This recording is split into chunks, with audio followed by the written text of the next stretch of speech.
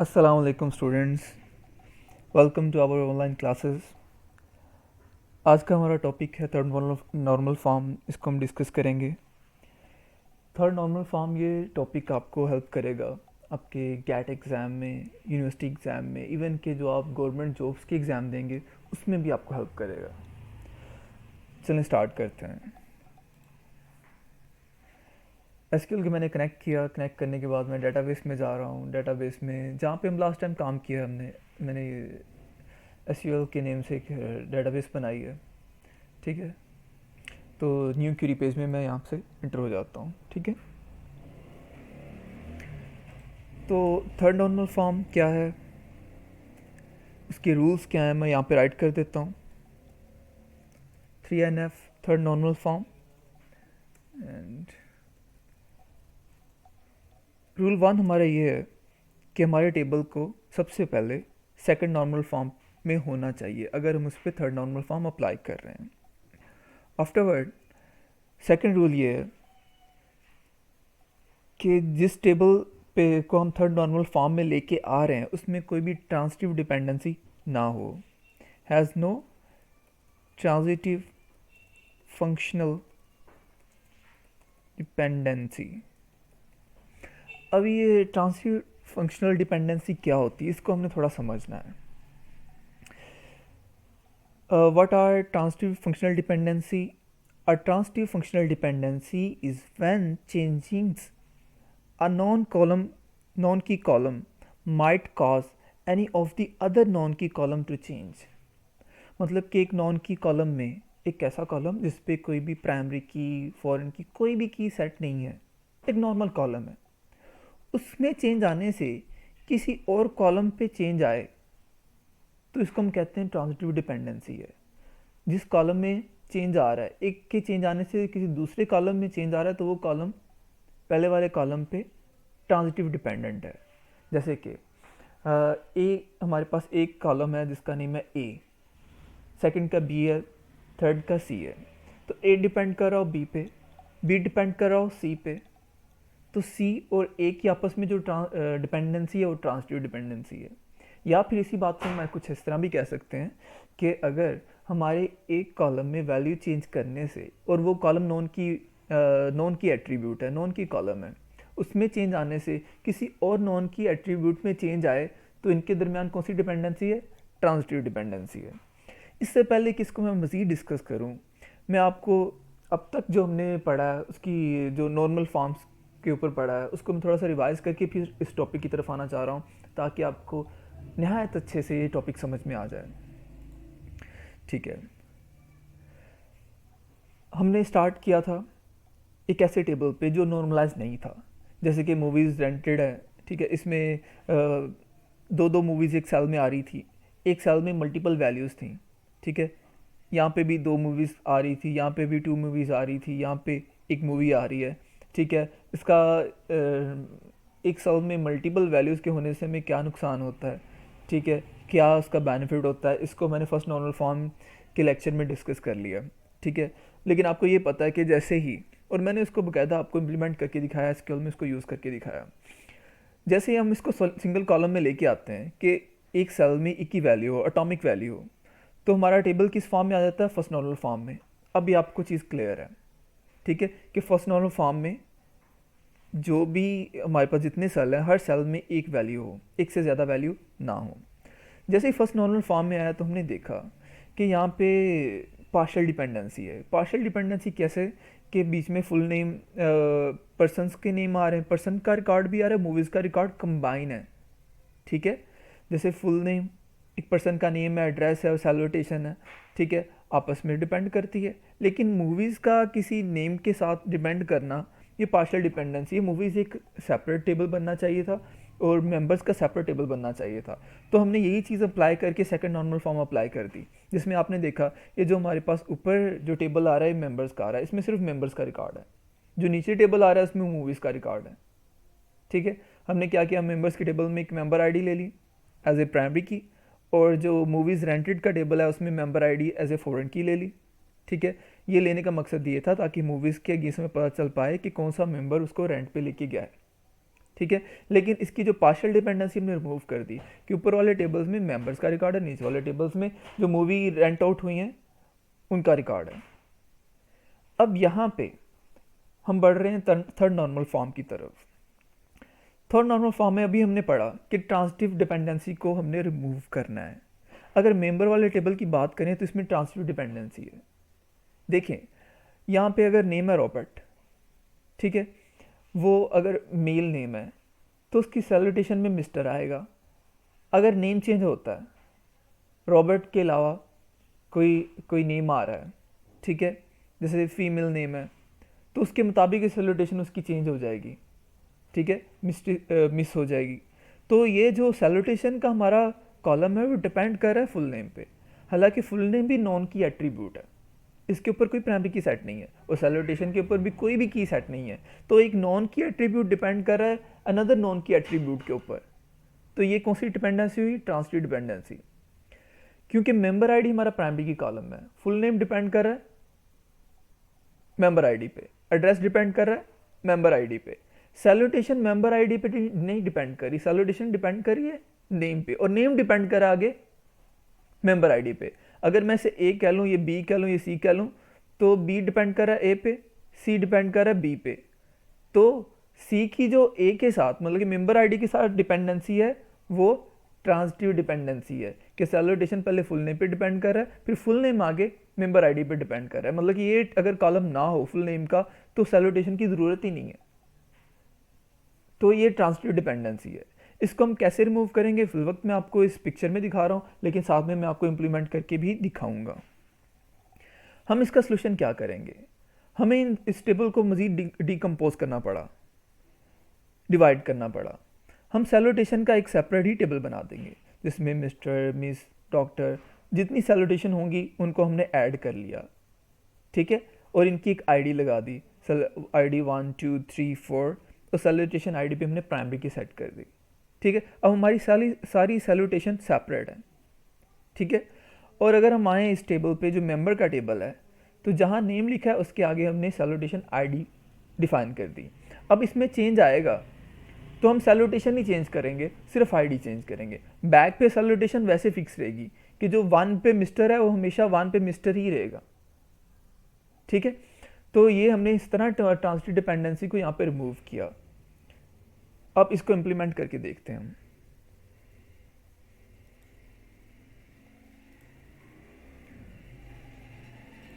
ठीक है, यहाँ पे मैं मेंबर्स की टेबल में आ रहा हूँ, मैं राइट क्लिक किया, डिज़ाइन में गए, ठीक है, फुल नेम, फिजिकल एड्रेस आ रहा है, सैल्यूटेशन आ रहा है और मेंबर आईडी आ रहा है। एक तो हमने सैल्यूटेशन को यहाँ से अब निकाल देना है, मैं इसको डिलीट कर रहा हूँ, ठीक है, और कंट्रोल ऐसे मैंने टेबल को सेव कर लिया और यहाँ पे मैंने एक न्यू टेबल भी क्रिएट कर दिया, ठीक है। इसमें क्या आ रहा है? सैल्यूटेशन आईडी हम ले रहे हैं,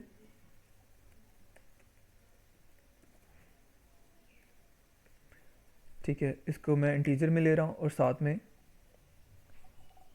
सैल्यूटेशन बिल्कुल,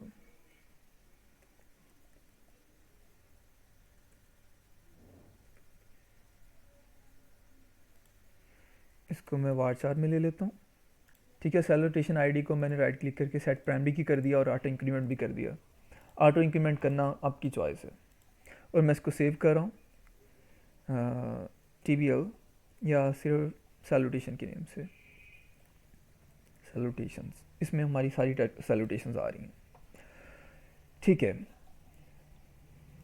और अभी क्योंकि हमने मेंबर के साथ ये बताना तो है ना कि वो मेंबर मेल है या फीमेल है, मिस्टर है, जो उसकी सैल्यूटेशन है, तो हम यहाँ पे सैल्यूटेशन बजाय कि सैल्यूटेशन लेके आए, सैल्यूटेशन आईडी ले आएंगे,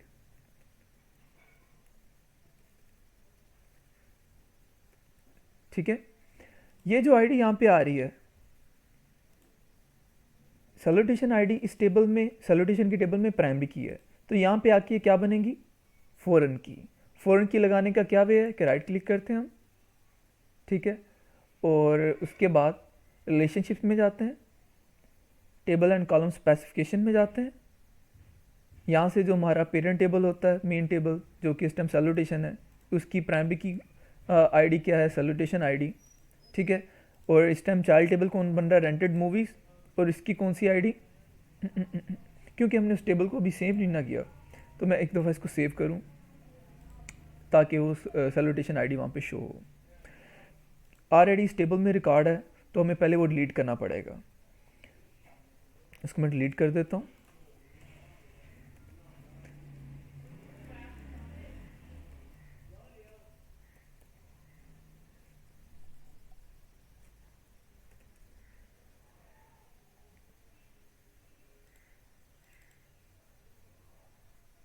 ओके, यहाँ से डाटाबेस सेलेक्ट नहीं, अक्सर हम ये भी मिस्टेक करते हैं, यहाँ पे हमारी डाटाबेस सेलेक्ट नहीं होती, ठीक है।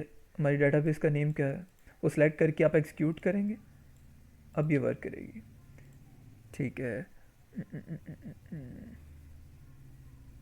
ठीक है, हमें दोनों टेबल से रिकॉर्ड लीड करना पड़ेगा, क्योंकि हम डिज़ाइन में चेंज कर रहे हैं। डिज़ाइन में चेंज, आप पहले डिज़ाइन बनाते होते हैं फिर डाटा एंट्री करते होते हैं, क्योंकि मैं आपको पहले सेकंड नॉर्मल फॉर्म समझाई है, तो उससे रेलिवेंट जो डाटा मुझे अभी रिमूव करना पड़ेगा।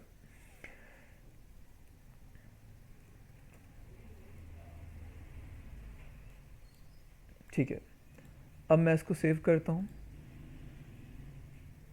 तो ये टेबल अब सेव हो पा रहा है। अब मैं इसके ऊपर वो अप्लाई करता हूँ फॉरेन की, तो यहाँ से हम टेबल एंड कॉलम स्पेसिफिकेशन में गए और वही बात मैंने रिपीट की। यहाँ से रेंटेड मूवीज़ में यहाँ पे सैल्यूटेशन आईडी क्यों नहीं आ रही, rented, sorry, rented movie, rented movie,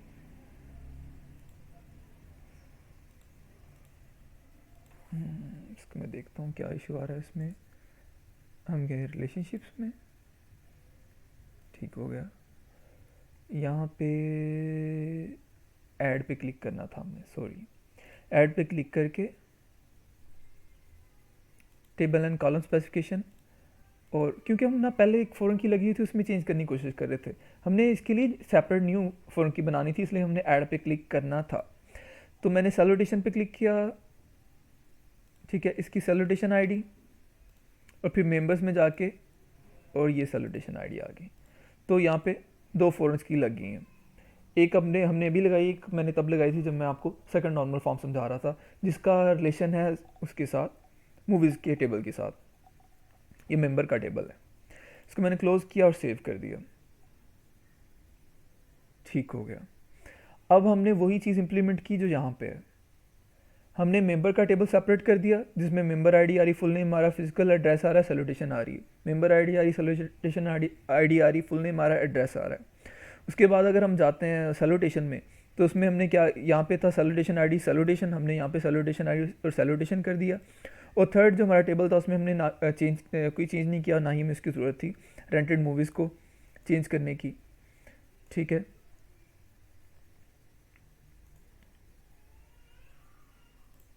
okay, यहाँ इसके मैं डिज़ाइन में जा रहा हूँ, तो यहाँ पे सैल्यूटेशन आईडी और मूवीज़ रेंटेड मैंने ऐड कर दिया, ओके। इसके अलावा मैं यहाँ पे एक चीज़, तब मैं जब मैंने आपको कंपोजिट की का कहा था, बताया था, तो इस टेबल में भी कोई की नहीं है, ना कोई प्राइमरी की सेट की, ना फॉरेन की। इसको प्राइमरी की मेंबर आईडी को बना नहीं सकते, क्योंकि मेंबर आईडी जो है ये मेंबर की टेबल की है, तो यहाँ पे फॉरेन की है, ठीक है। और यहाँ पे क्योंकि एक मेंबर मल्टीपल मूवीज़ लेके जा सकता है, तो मेंबर आईडी ने रिपीट होना है, तो इस पर प्राइमरी की नहीं सेट की जा सकती। लेकिन बहरहाल हम एक टेबल में एक की तो लेके आते हैं, ठीक है। तो हम इन दोनों कॉलम्स को मिला के यहाँ पे कंपोजिट की कर सकते हैं। राइट क्लिक करके मैं इसे सेट प्राइमरी की कर रहा हूँ, तो ये दोनों कंपोजिट की का काम यहाँ पे हो रहा है, ठीक है।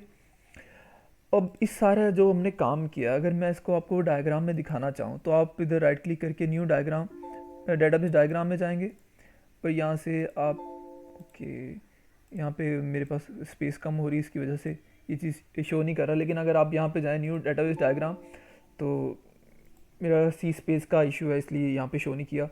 यहाँ पे राइट क्लिक करके आपने ऐड टेबल में जाना है, और ये तीनों टेबल के नेम आ जाएंगे, क्लिक करके ओके करेंगे, तो आप बाकायदा तौर पे उनका एक डायग्राम देख पाएंगे, ठीक है।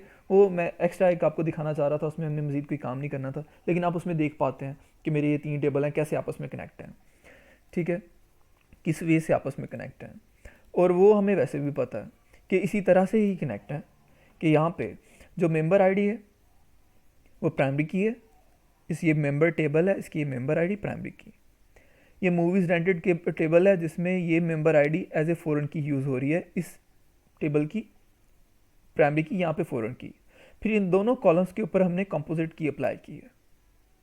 और ये सैल्यूटेशन आईडी है, ये सैल्यूटेशन टेबल की प्राइमरी की है, और मेंबर के टेबल में जाके ये क्या है, फॉरेन की। ठीक है, मैं इसको यहाँ पे मेंशन भी कर देता हूँ।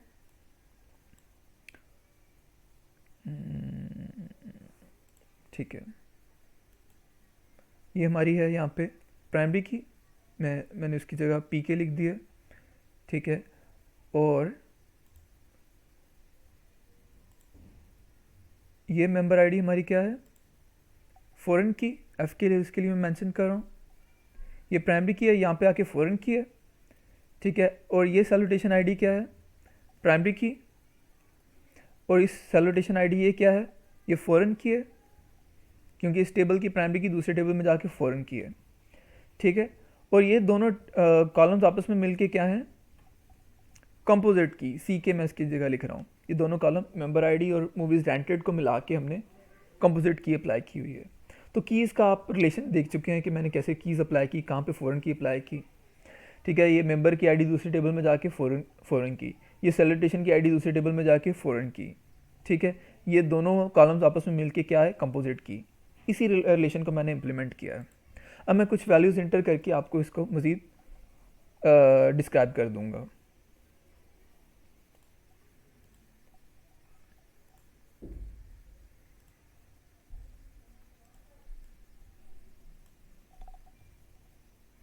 ठीक है जी।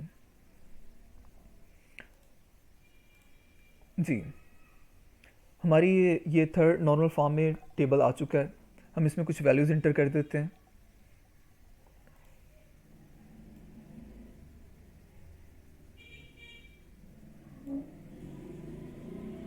ठीक है, अब वैल्यूज़ इंटर करने का एक चीज़ समझिएगा, ये समझने वाली बात है। बजाय कि मैं वैल्यू इंटर कर दूं, मैं आपसे पूछना चाह रहा हूँ कि अगर ये डेटाबेस आपके पास आए तो सबसे पहले किस टेबल में डाटा जाना चाहिए। अगर आप सोच रहे हैं कि मैं मेंबर टेबल में डाटा इंटर करूंगा, सारे मेंबर्स को पहले ऐड करूंगा, तो गलत सोच रहे हैं। अगर आप सोच रहे हैं कि क्यों गलत सोच रहे हैं, क्योंकि इसलिए कि यहाँ पे सैल्यूटेशन आईडी है और जिस पे फॉरेन की लगी हुई है, और फॉरेन की वैल्यू तब तक आप इंटर नहीं कर सकते जब तक मेन टेबल में वैल्यूज़ ना आए, ये आपको पता है, क्योंकि ये रोज़ की वैल्यू एसोसिएट होती हैं अपने करस्पॉन्डिंग टेबल के साथ, अपने मेन टेबल के साथ। ठीक है, तो मोबाइल आप मेंबर्स के टेबल में तो रिकॉर्ड ऐड ही नहीं कर सकते। ठीक है, फिर अगर आप सोचते हैं कि हम नहीं सबसे पहले मेंबर जो मूवीज़ का टेबल है उसमें मूवीज़ ऐड करेंगे, तब भी आप गलत सोच रहे हैं, क्योंकि मेंबर आईडी तो फॉरेन की पे है, उसके ऊपर तो फॉरेन की लगी हुई है। आप मूवीज़ इंटर करेंगे, मेंबर आईडी देनी पड़ेगी, और मेंबर आईडी तब तक नहीं आप दे सकते जब तक जो मेंबर्स क्या ऐड नहीं हुए होंगे। ठीक है, जब तक यहाँ पे मेंबर नहीं ऐड होंगे आप उनके अगेंस्ट मूवीज़ किसी को भी रेंट आउट नहीं कर सकते। तो फिर आपके पास क्वेश्चन आता है कि सैल्यूटेशन बचता है, क्योंकि सैल्यूटेशन में कोई फॉरेन की नहीं लगी हुई, तो सबसे पहले रिकॉर्ड आप इंटर करेंगे सैल्यूटेशंस में, मिस्टर, ठीक है, डॉक्टर, जो भी सैल्यूटेशन है। तो यहाँ पे भी अगर मैं आ रहा हूँ तो सबसे पहले मैं इंसर्ट कर रहा हूँ रिकॉर्ड सैल्यूटेशन में, मैंने 4 सैल्यूटेशंस ऐड कर दी। ठीक है, मैं यहाँ पे ऐड कर रहा हूँ, यहाँ पे कोई इशू आ रहा है उसको मैं देख लेता हूँ। Can not insert explicit values for identify columns. ठीक ठीक है, तो वो सैल्यूटेशन आईडी क्योंकि मैंने ऑटो इंक्रीमेंट कर दी थी तो यहाँ पे मेंशन करने की ज़रूरत नहीं है, तो मुझे देने की ज़रूरत भी नहीं थी। अगर आप वहाँ पे ऑटो इंक्रीमेंट ना करें तो आपको लाजमी देना पड़ेगी यार। ठीक है, ये अब मैं सैल्यूटेशन से ऐड कर दी जी। अभी भी क्योंकि ऑटो इंक्रीमेंट है तो फिर मुझे कॉलम भी हटाना पड़ेगा। अब मैं ऐड करता हूँ। ओके, तो सारी सैल्यूटेशंस ऐड होगी। इसको मैं चेक करना चाहूँ तो मैं कर सकता हूँ, सेलेक्ट स्टैटिक फ्रॉम सैल्यूटेशंस। तो ये सैल्यूटेशन मेरे पास सबसे पहले आ गई। उसके बाद मैंने क्या करना है, मैंने अब उसके बाद किस में रिकॉर्ड जाएगा। अब क्या मूवीज़ वाले टेबल में रिकॉर्ड आ सकता है इसके बाद सैल्यूटेशन के फ़ौरन बाद? जी नहीं आ सकता। क्यों नहीं आ सकता? क्योंकि मेंबर पे फ़ौरन की है, और फ़ौरन की वैल्यू तब तक आपको वैल्यू आपकी एक्सेप्ट नहीं करती जब तक मेन टेबल में ना आए। तो इससे मैं पता चला कि उसके बाद फ़ौरन मेंबर्स की टेबल में रिकॉर्ड ऐड करना है। तो मैं यहाँ से जा रहा हूँ और मेंबर्स की टेबल में रिकॉर्ड ऐड कर रहा हूँ, क्योंकि सैल्यूटेशन की अब डिपेंडेंसी ख़त्म होगी, सैल्यूटेशंस लग चुकी हैं। ठीक है, ये मैं कुछ रिकॉर्ड ऐड कर रहा हूँ, फुल नेम, फिजिकल एड्रेस, ये सारे रिकॉर्ड ऐड कर रहा हूँ जिसको आपको पता है इंसर्ट की आपको यूज़ करना आती है, अच्छे से आती है। ठीक है, यहाँ पे कुछ इशू आ रहा है, सैल्यूटेशंस, सैल्यूटेशन आईडी है कॉलम का नेम। ठीक है, अब आपको पता है ये जो एरर आ रहे हैं कौन चेक कर रहा है। ठीक है, यहाँ पे एरर चेक कर रहा है हमारा कंपाइलर, चेक कर रहा है। कंपाइलर में एक इसका ट्रांसलेटर है जो पार्सिंग करता है। खैर इस टॉपिक को मैं, आपका एक आगे लेक्चर आएगा क्यूरी ऑप्टिमाइजेशन और एवेल्यूएशन के ऊपर, उसमें मैं डिटेल में डिस्कस करूँगा। ठीक है, अब मैं एक्सिक्यूट कर रहा हूँ तो देखें क्यूरी एक्सिक्यूट होगी।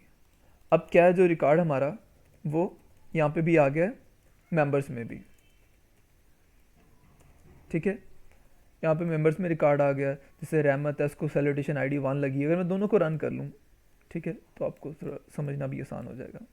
ठीक है, अब देखें, रहमत है, उसका एड्रेस आ रहा है, मेंबर आईडी उसको 1 लगी है, सैल्यूटेशन क्या उसकी 1 मतलब कि मिस्टर है। नादिया, ठीक है, मेंबर आईडी 2 है उसकी, सैल्यूटेशन 2 लगी मतलब कि वो क्या है, मिस है। ठीक है, इसी तरह आप समझ पा रहे हैं। उसके बाद हमारे पास रिमेनिंग टेबल ही बचता है मूवीज़ वाला, कि अब मेंबर तो हमारे पास आ गए हैं, अब हम मूवीज़ रेंट आउट कर सकते हैं। ठीक है, तो मैं यहाँ पे कुछ मूवीज़ ऐड कर देता हूँ। तो ये मूवीज़ हमारे पास ऐड हो गई हैं। इसको मैं रन करता हूँ, select asterisk from movies, rented movies. इसको मैंने एक्सिक्यूट किया तो हमारे पास ये मेंबर आ गया कि फ़लाँ मेंबर ये मूवी ले गया। अगर मैं तीनों को रन करता हूँ तो आपको बड़े ज़बरदस्त तरीके से आप समझ पाएंगे कि यहाँ पे हमारे पास सबसे पहले सैल्यूटेशन ऐड हुई, फिर मेंबर्स आ गए, फिर उन मेंबर्स में ये जो फर्स्ट पे मेंबर था वो क्लैश ऑफ टाइटन्स लेके गया। फिर ये फर्स्ट ही मेंबर एक और मूवी ले गया, पायरेट्स ऑफ कैरिबियन। ठीक है, Nadia man of the fire, the secret, 2 movies लेगी। ठीक है, अशफाक स्पाइडरमैन मूवी ले गया। तो आपने देखा नॉर्मलाइजेशन में कि first normal form, second normal form, third normal form को अप्लाई कैसे करते हैं, टेबल कैसे डिकम्पोज होते हैं, वैल्यूज़ कैसे डिकम्पोज होती हैं, पार्शियल डिपेंडेंसी को कैसे रिमूव करते हैं। अब आपके माइंड में जब भी पार्शियल डिपेंडेंसी का वर्ड आए तो आपको समझ आ जानी चाहिए कि second normal form partial dependency को रिमूव करती है और पार्शियल डिपेंडेंसी होती क्या है। फिर अगर आपके माइंड, आपके सुनने में कभी आए ट्रांजिटिव डिपेंडेंसी, तो आपके माइंड में फ़ौरन से ये चीज़ आए कि वहाँ पे थर्ड नॉर्मल फॉर्म यूज़ होगी जो ट्रांजिटिव डिपेंडेंसी को रिमूव करती है। फिर ट्रांजिटिव डिपेंडेंसी होती क्या है। ठीक है, अब ये टेबल डिवाइड हो गए हैं। ठीक है, इनका रिकॉर्ड कहीं कंबाइन करके दिखाना हो तो आपको ज्वाइंस आते हैं, आप इनर ज्वाइन की मदद से, लेफ्ट आउटर राइट ज्वाइन की मदद से या फुल ज्वाइन की मदद से वो इन रिकॉर्ड, एक ही पर्सन का रिकॉर्ड आप शो करवा सकते हैं। जैसे कि इसका अगर रिकॉर्ड शो करवाना हो तो मैम इसका सैल्यूटेशन आईडी की जगह सैल्यूटेशन प्रॉपर दिखानी हो कि मिस्टर है, मिसिस है या डॉक्टर है, तो आपको पता है ज्वाइंस के थ्रू कैसे दिखाया जाता है। ठीक है, इसी तरह ये जो हमारे पास रेंटेड मूवी है, इसमें आप दिखाना चाहें कि मेंबर का नाम क्या है, तो थ्रू ज्वाइंस कैसे दिखाना है वो आप दिखा सकते हैं। अगर आपने ज्वाइंस वाला लेक्चर नहीं देखा तो आप वो जाके देख लें, तो आपका यहाँ पे थर्ड नॉर्मल फॉर्म कंप्लीट हो रही है। यहाँ पे मैं आपको एक इम्पोर्टेंट बात करता चलूँ कि जिस तरह ये हमारे स्मॉल टेबल्स थे, स्मॉल एक छोटा सिनेरियो था, तो जिसका जितना हमने इसको डिकम्पोज कर लिया, मज़ीद इसके ऊपर नॉर्मल फॉर्म अप्लाई नहीं हो सकती क्योंकि ऑलरेडी ये ज़बरदस्त डिकम्पोज हो चुका है। ठीक है, तो बहुत सारी हमारी डाटा बेसिस हैं जिनके लिए थर्ड नॉर्मल फॉर्म इनफ होती है, उन पे मज़ीद नॉर्मल फॉर्म अप्लाई करने की ज़रूरत नहीं होती। मल्टीपल डाटा बेसिस हैं जिन पे सिर्फ थर्ड नॉर्मल फॉर्म तक ही अप्लाई किया गया है। बहुत सारी हमारे पास कम्प्लेक्स डाटा बेसिस आती हैं, उस पर फिर फर्दर हम नॉर्मल फॉर्म अप्लाई करते हैं, तो मज़ीद उस पर डिस्कस करेंगे हम अपने आने वाली वीडियोज़ में। तब तक के लिए अपना ख्याल रखिएगा। अल्लाह हाफ़िज़।